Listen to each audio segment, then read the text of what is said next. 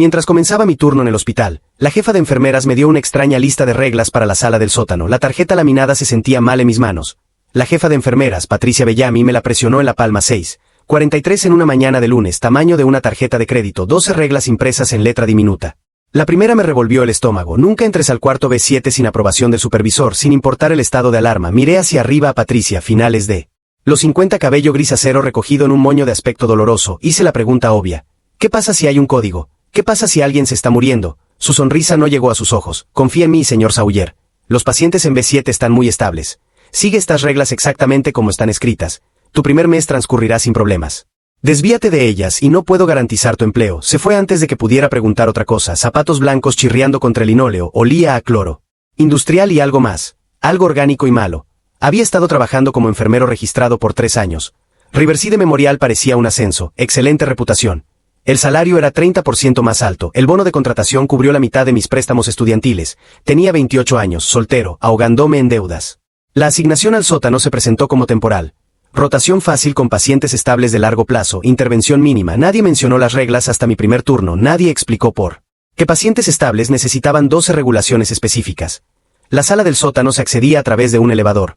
Requería una tarjeta especial. Las puertas se abrieron a un pasillo que se sentía fundamentalmente diferente. La iluminación era más tenue. El aire era más frío, un olor que me recordaba a la muerte escondida bajo productos de limpieza. 8 cuartos de pacientes, B1 hasta B8, una estación de enfermeras donde trabajaría solo. La otra enfermera del sótano era Kevin Thornton, se veía como si no hubiera dormido en semanas. Me dio una sonrisa débil. Lee las reglas. Asentí, suspiró. Bien, síguelas. No hagas preguntas. Haz tu trabajo y vete a casa. Pregunté qué pasaba si no lo hacía. Su expresión se puso en blanco, cuidadosamente neutral, aterrorizada. Solo síguelas, hombre. No vale la pena. Luego marcó su salida, prácticamente corrió al elevador. Pasé la primera hora leyendo las reglas una y otra vez. Cada palabra se me clavaba en la cabeza como una advertencia disfrazada de protocolo. Cuando terminé el silencio del sótano era tan pesado que podía escucharse a sí mismo respirando. Fue entonces cuando desde el fondo del pasillo, desde la dirección exacta del cuarto B7, escuché un sonido bajo apenas perceptible, como alguien rascando lentamente desde el otro lado de una puerta cerrada. No eran golpes desesperados. Era algo paciente, constante. Como si supiera que tarde o temprano alguien iba a cometer un error.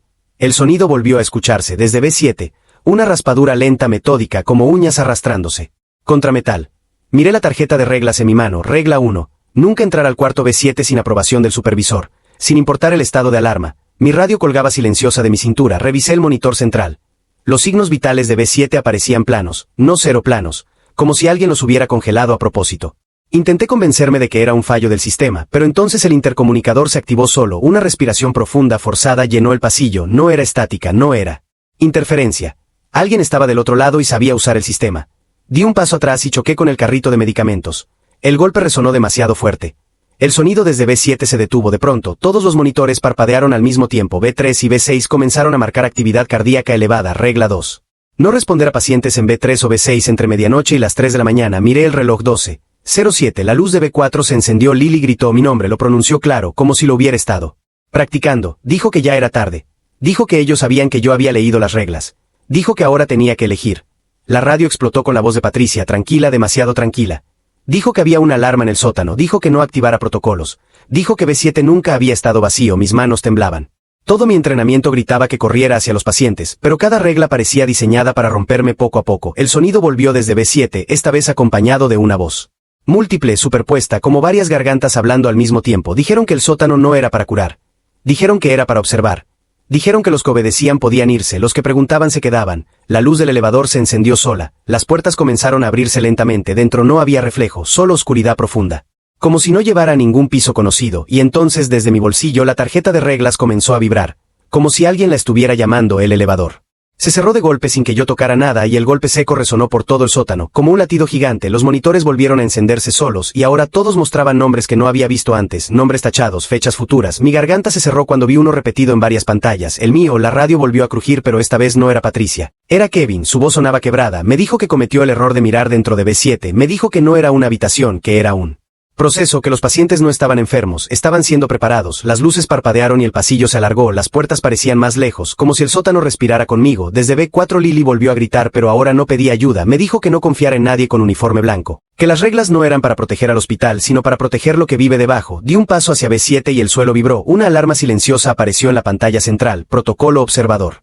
Activado, entendí que alguien había decidido que yo ya no era personal, era parte del experimento. El intercomunicador susurró que aún podía salvarme si demostraba obediencia, solo tenía que elegir a quien ignorar primero. El golpe desde B8 se transformó en risas, el monitor de B3 marcó paro, mi entrenamiento gritaba que corriera. Pero la tarjeta en mi mano estaba caliente, como si quemara, entonces escuché pasos detrás de mí, aunque sabía que estaba solo. La voz de Patricia volvió, ya no amable, me dijo que este hospital no contrata enfermeros, los recluta y que nadie llega al sótano por accidente, y en ese instante entendí que el verdadero turno apenas estaba comenzando. Mi corazón golpeaba tan fuerte que pensé que los sensores lo registrarían, la tarjeta de reglas vibraba en mi mano, y las letras comenzaron a borrarse solas, como si ya no fueran necesarias. La voz de Patricia seguía hablándome desde todos los altavoces al mismo tiempo, diciéndome que respirar profundo era inútil porque el sótano ya había decidido por mí. Di otro paso y sentí como el aire se volvía espeso, pegajoso. Los monitores mostraban imágenes en tiempo real de cada cuarto, aunque yo no había activado nada. En B1 Artur abrió los ojos por completo y me miró directo a la cámara, sonrió, una sonrisa que no era humana. En B6 una de las mujeres empezó a susurrar mi nombre, aunque nunca se lo dije a nadie. El golpe en B8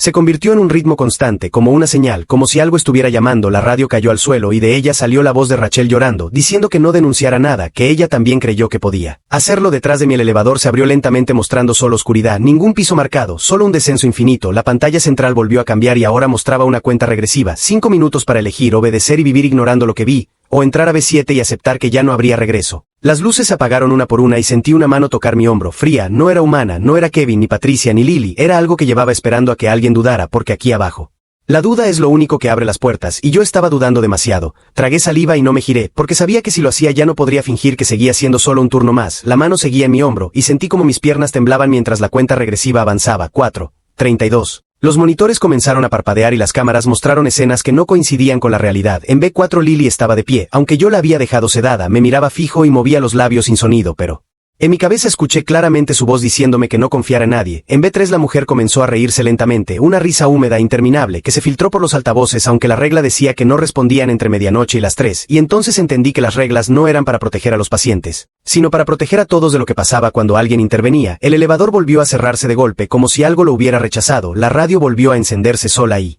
esta vez la voz no era de Rachel, era la mía, grabada, repitiendo frases que jamás recordaba haber dicho. Confía en mí, síguelo todo, no hagas preguntas. El sudor me corría por la espalda cuando las luces de B7 se encendieron por primera vez y una alarma silenciosa apareció en la pantalla. Acceso autorizado. Yo nunca había autorizado nada. La tarjeta de reglas cayó al suelo y debajo de ella apareció una nueva línea impresa con tinta fresca. Regla 13. Cuando elijas, sé parte del sistema o conviértete en paciente. La puerta de B7 empezó a abrirse lentamente, dejando escapar un olor metálico, antiguo, como si llevara años esperando aire nuevo, y justo antes de que la cuenta llegara a 0, escuché pasos detrás de mí apresurados, demasiado humanos para pertenecer al sótano. Alguien más había bajado, y su llegada lo cambió todo.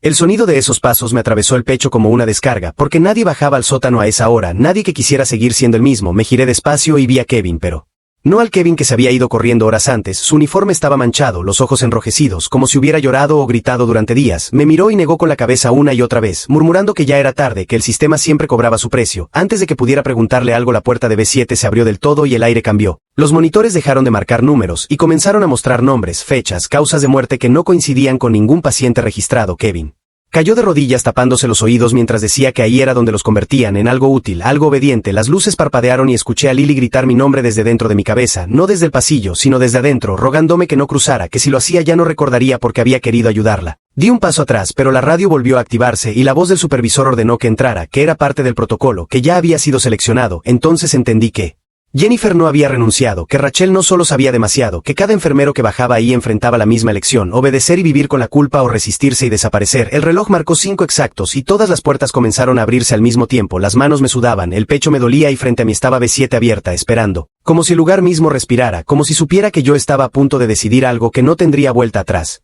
El pitido del reloj se detuvo de golpe y el silencio fue tan pesado que sentí que me aplastaba los pulmones. Las puertas abiertas crujían como si el edificio entero estuviera estirándose después de años dormido.